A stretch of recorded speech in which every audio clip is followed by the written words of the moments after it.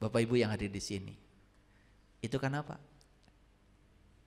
Merasa tidak tahu, mencari tahu. Ini yang sedang diceritakan di ayat ini adalah orang yang merasa beriman. Dalam kalbu mereka ada penyakit, lalu ditambah Allah penyakitnya. Dan bagi mereka siksa yang pedih, disebabkan mereka berdusta. Apa dustanya? Apa dustanya? Ngaku beriman gitu aja. Makanya kalau baca Quran itu disimpulkan. Apa dustanya? Dustanya itu cuma satu, ngaku beriman. Fokus pada ayat ini. Kan tadi diawali dengan wa minan nasi may yaqulu amanna billah. Banyak orang yang mengaku beriman. Betul enggak?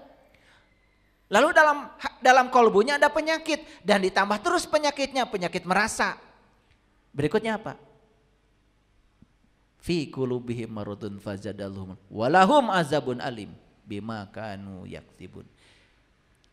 Mereka siksa yang pedih. Siapa yang menyiksa? Bukan Allah. Yang menyiksa mereka adalah kebohongan mereka sendiri. Pada siapa? Pada dirinya.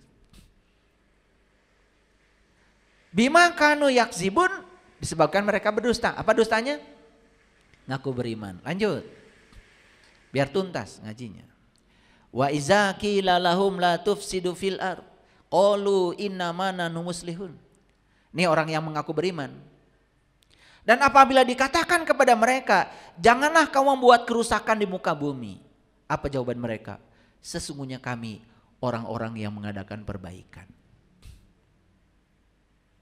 Padahal kemana-mana yang ditebarkan apa? Apa? Apa? Apa? Kebohongan. Manehna ge can ngalaman bejakeun ka batur. Betul? Kalau cerita siksa kubur tuh wah luar biasa.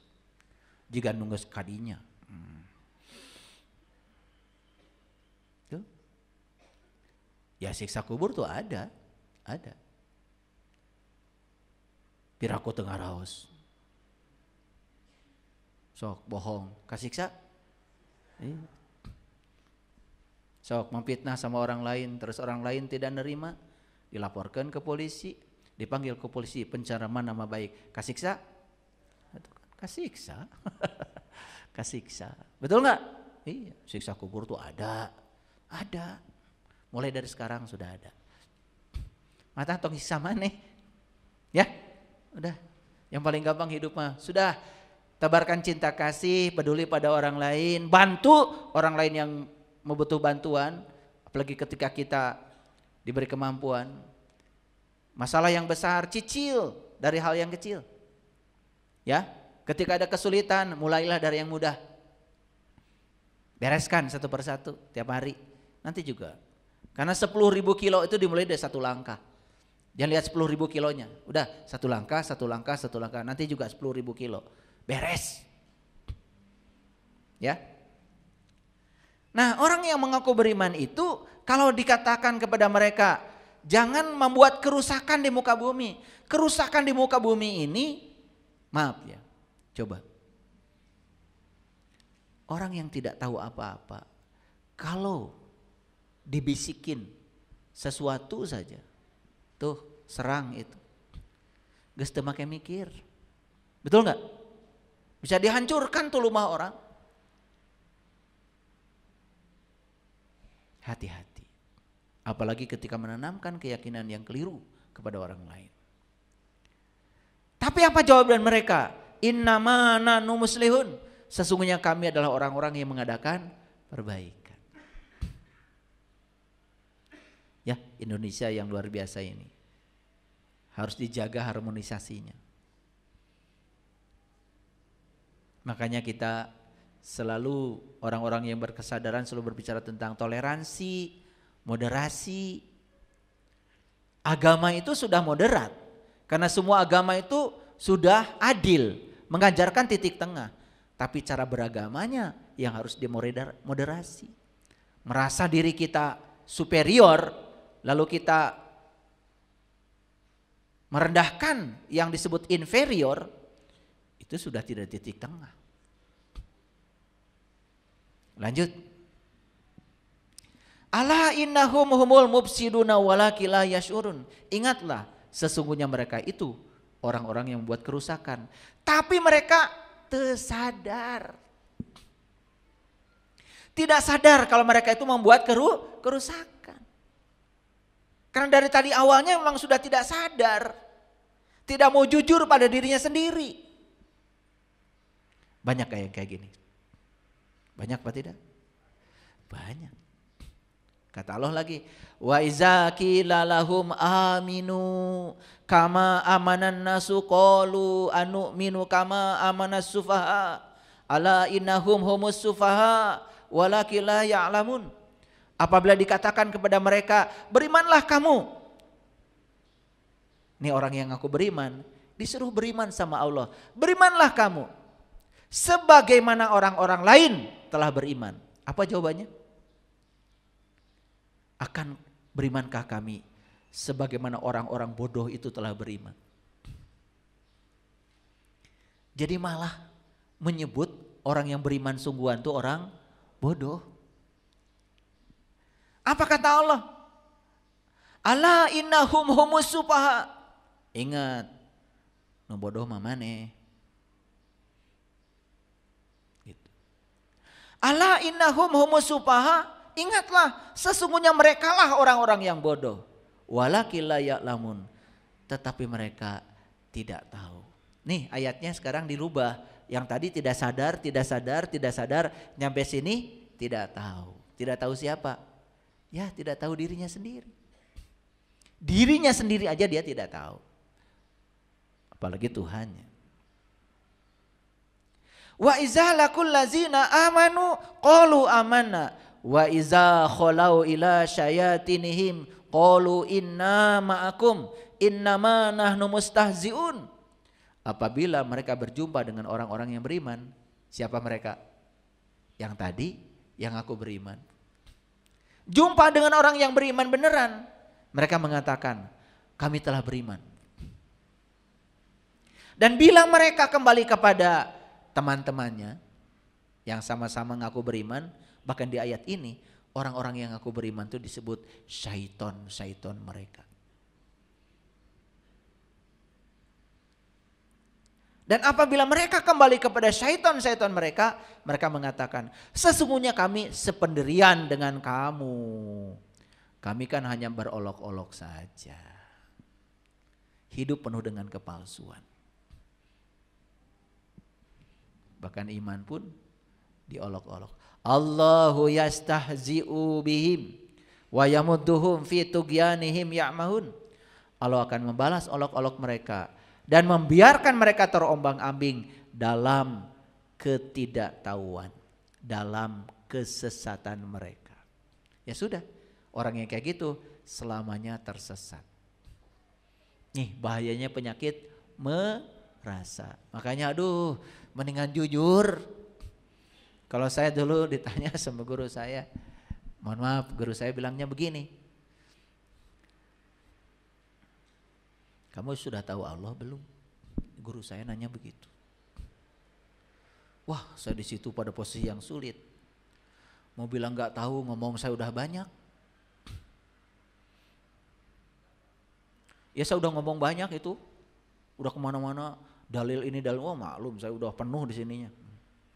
Tapi guru saya saat itu cuma bilang, beliau itu diam aja saya ngomong. Pura-pura ngantuk beliau. Udah kesel mungkin sama saya. Ngomong terus, saya ditanyanya begitu. Kamu udah tahu Allah belum? Wah, saya ditanya begitu, mau bilang gak tahu. Dalilnya udah banyak dari tadi. Betul gak? Bilang tahu, Ya memang saya belum tahu.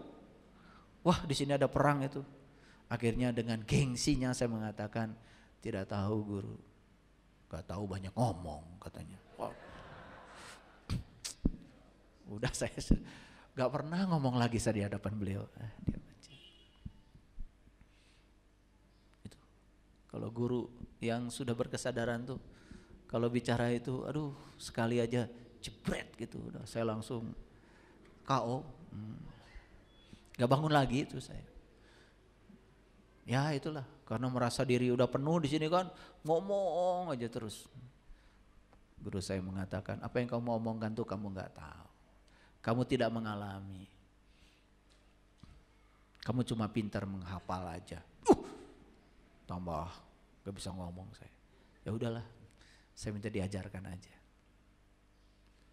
Ternyata bicara itu ada izinnya. Man azinallahu rahman wa qala shawab. Jadi bicara itu harus ada izin. Dari mana izin? Izin bicara itu dari pengalaman kita. Kalau sudah mengalami, kita baru dapat izin bicara. Hati-hati ya, yang belum mengalami, apalagi kata orang, jangan bicaralah. Ya, karena apa? Nanti malah membuat kerusakan di muka bumi ini. Ditegur, enggak kok, kami orang-orang yang membuat perbaikan. Padahal kan merusak pikiran orang. Apalagi menjanjikan ini, menjanjikan itu pada orang lain yang kita sendiri tidak mengalaminya. Betul nggak? Iya, itu namanya membuat kerusakan itu di muka bumi. Nah, ulaikal ladzina astarawud dolalata bil huda fama robihat tijaratuhum wa ma kanu muhtadin. Mereka itu, kembali lagi mereka siapa? Yang mengaku beriman tadi. Orang yang membeli kesesatan dengan petunjuk, maka tidaklah beruntung perniagaan mereka dan tidaklah mereka mendapatkan petunjuk. Jadi berniaga yang paling menguntungkan itu adalah berniaga dengan Allah. Maka jangan sekali-kali kita menukar kesesatan dengan petunjuk.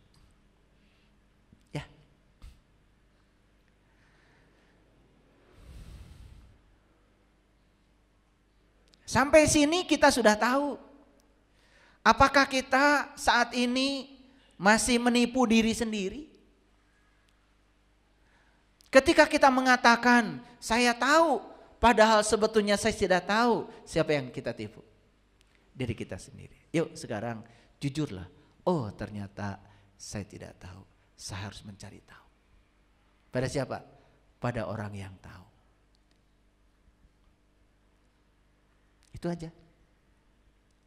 Makanya orang-orang bijak mengatakan bahwa sebenarnya penipu itu adalah pengecut.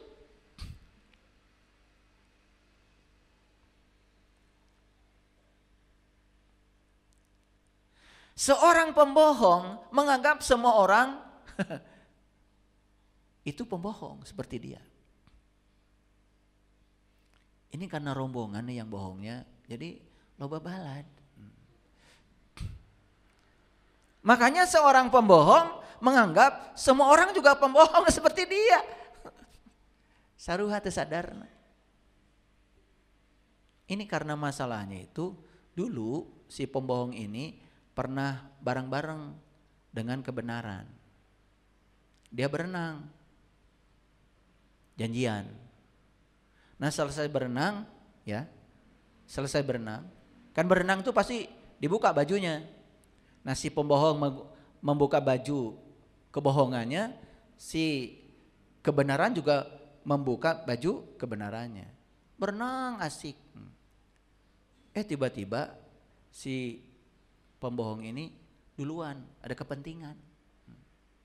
Rupanya baju si kebenaran itu ketukar, kepake sama dia. Makanya dia kemana-mana sekarang itu ya menyebarkan kebohongan, tapi menggunakan baju kebenaran. Nah kebenaran di mana? Sampai sekarang masih berenang.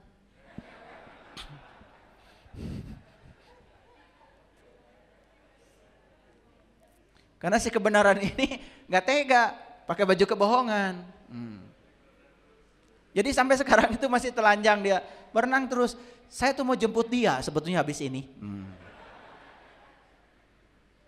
Habis ini saya mau jemput dia. Kasihan, kedinginan sampai sekarang. Karena baju dia itu kepake. Nah si pembohong ini udah kemana-mana nih jalan-jalan. Menyebarkan kebohongan tetapi menggunakan baju kebenaran. Dongeng ini mah. Seorang penipu layak mendapatkan seorang seperti dia. Itu menurut orang bijaksana. Jadi si penipu itu gak akan ketemu yang lain, kecuali ketemu yang sama. Karena dia layak mendapatkan yang sama seperti dia. Ini hukum tarik menarik, like attracts like. Makanya dia akan beresonansi dengan kelompoknya, sama-sama. Tuti namanya tuh. Maaf ya Bu Tuti, maaf. Ini maaf. Tuti yang dimaksud ini tukang tipu. Mengatakan kebenaran dan membuat seseorang menangis lebih baik daripada berbohong dan membuat seseorang tersenyum. Makanya kalau ngaji dengan saya, maaf ya, ada yang menangis keluarkan air mata. Kajen. Kajen. Bakat tinggunya sebetulnya ya gitu. Daripada terus menerus berbohong pada diri sendiri, betul nggak? Saya udah pengalaman berbohong tuh nggak enak. Seperti tadi saya di depan guru saya, wah ngomong gini ngomong gitu. Kini guru saya nanya, sudah tahu Allah belum? Waduh susah saya jawabannya. Bilang nggak tahu ngomongnya banyak, betul nggak? Bilang tahu emang nggak tahu. Itu akhirnya dicemes sama guru saya. Nggak tahu kok ngomong terus katanya. Jadi semakin kelihatan bodoh saya di hadapan guru saya saat itu. Mengatakan kebenaran dan membuat seseorang menangis lebih baik daripada berbohong dan membuat seseorang tersenyum. Ayo berani, harus berani, katakan yang benar. Jangan pernah berbohong kepada seseorang yang mempercayaimu. Jangan pernah mempercayai seseorang yang membohongimu. Kepercayaan itu mahal, Ibu, Bapak. Jangan pernah berbohong pada orang yang mempercayai kita. Apalagi soal spiritual, soal keyakinan. Anak-anak kita tuh sangat percaya kepada kita. Jangan sampai kita membohongi mereka. Ya toh? Kalau tidak tahu bilang tidak tahu. Begitu banyak orang yang mengatakan kebohongan dan tidak pernah merasa buruk karenanya. Banyak. Berbohong sekali dan semua kebenaranmu menjadi dipertanyakan. Itulah bahayanya bohong. Kita punya kebenaran banyak tapi bohongnya sekali, semua kebenaran dipertanyakan. Kita tidak bisa terus-menerus berbohong dan mengharapkan orang lain percaya. Setiap kali kamu berbohong, itu membuatku sedikit lebih dekat dengan selamat tinggal. Makanya setiap kita berbohong pada orang yang kita percaya, sebenarnya kita sedang membuat jarak. Dan jangan-jangan orang yang kita percayai suatu saat saking bosannya sama kita, dia akan mengatakan, sudah deh selamat tinggal aja. Saya tidak mentoleransi pembohong. Saya orang yang baik, bukan orang yang bodoh. Hanya orang yang bodoh yang suka mentoleransi pembohong. Bahkan ikut-ikut berbohong. Itulah kebodohan. Tidak sopan mengatakan aku mencintaimu dengan mulut penuh dengan kebohongan. Satu kebohongan sudah cukup untuk mempertanyakan semua kebenaran. Kebenaran mungkin menyakitkan untuk sementara, tetapi kebohongan menyakitkan selamanya. Tidak korek bohong wae, kadiri sorangan. Aku tidak kesal karena kamu berbohong kepada aku. Aku kesal karena mulai sekarang diriku tidak dapat mempercayai kamu lagi. Orang bijaksana itu menyesalnya bukan karena dibohongi. Karena orang yang berbohong kan sebenarnya berbohong pada dirinya sendiri. Tapi orang bijaksana sedih karena apa? Mulai sekarang dia tidak percaya lagi pada orang itu. Jadi kebohongannya udah tidak perlu lagi. Seseorang yang mengatakan bahwa mereka tidak akan pernah berbohong kepadamu, itu sudah berbohong. Ya, sumpah saya mau bohong kemana? Eta tegas bohong. Besar atau kecil, kebohongan adalah kebohongan. Yuk, perbaiki ya. Setelah judul ini didengar bersama, yuk kita bangkit atuh, bangkit. Tong di dinya wae. Da dunya ge teu calik ieu teh dunya teh ngapung dunya teh. Ini teh seperti dibawa oleh pesawat, penumpangnya 8 miliar. Dan bumi itu tidak pernah tempat yang sama. Entah sedang pergi kemana di ruang kosong ini. Bumi kita itu terbang terus. Piraku orang cicing wae. Berbohong dilakukan dengan kata-kata dan juga dengan diam. Hati-hati, berbohong itu bisa dua, bisa dengan kata-kata, bisa juga dengan diam. Kalau kalian diam dan setuju pada orang yang berbohong, itu sudah berbohong.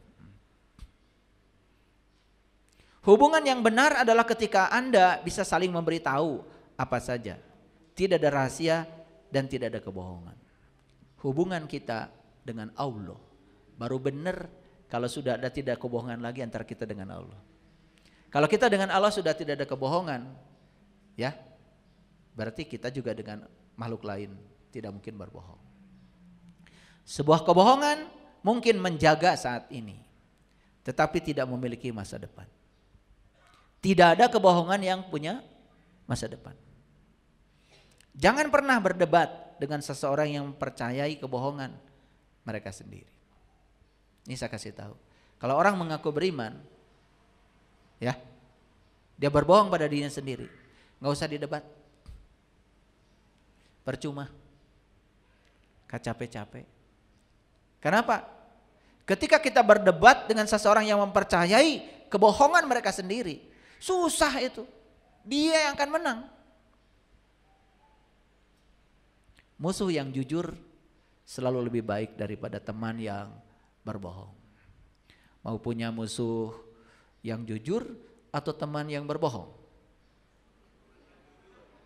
Ya tentu saja cari teman yang jujur. Karena peribahasanya begitu. Musuh yang jujur lebih baik daripada teman yang berbohong. Malah cari musuh. Jangan cari teman ya. Semua orang bisa jadi teman kalau kitanya jujur. Setuju? Iya. Karena sebetulnya menjadi musuh itu justru karena kitanya nggak jujur. Nu paseha teh eta teh. Karena ada kebohongan. Jika kamu mengatakan yang sebenarnya, kamu tidak perlu mengingat apapun. Lihat saya semuanya. Ternyata syarat untuk menjadi pembohong itu harus punya kecerdasan yang tinggi. Paham ya? Ini ada syarat nih. Kalau bercita-cita jadi pembohong harus punya kecerdasan yang tinggi. Karena kalau kecerdasan rendah suatu saat dia akan mengatakan yang berbeda di waktu yang berbeda. Karena apa? Karena dia tidak menceritakan yang sebenarnya. Berat ya jadi pembohong. Kecerdasannya harus tinggi. Karena kalau kecerdasannya tidak tinggi, suatu saat kebohongannya kan terbuka. Poho. Makanya menurut jadi pembohong, tong pohoan. Kok saya kesini ya baliknya? Sama kesana juga. Jika berbohong adalah pekerjaan, saya tahu berapa orang akan menjadi miliarder. Ya. Dan hasilnya tidak pernah ada orang berbohong jadi miliarder. Kita sangat terbiasa mendengar begitu banyak kebohongan, bahkan kebenaran tidak tampak nyata. Saking banyak kita dikepung oleh kebohongan, sampai kebenaran tersembunyi dalam. Betul? Begitu kamu berhenti berbohong tentang diriku, aku akan berhenti mengatakan yang sebenarnya tentangmu, kata Allah. Begitu kamu berhenti berbohong tentang diriku, aku akan berhenti mengatakan yang sebenarnya tentang kamu. Jadi selama kita berbohong dengan Allah, selamanya kita terus menerus terseok-seok dalam kehidupan ini di lembah kehinaan.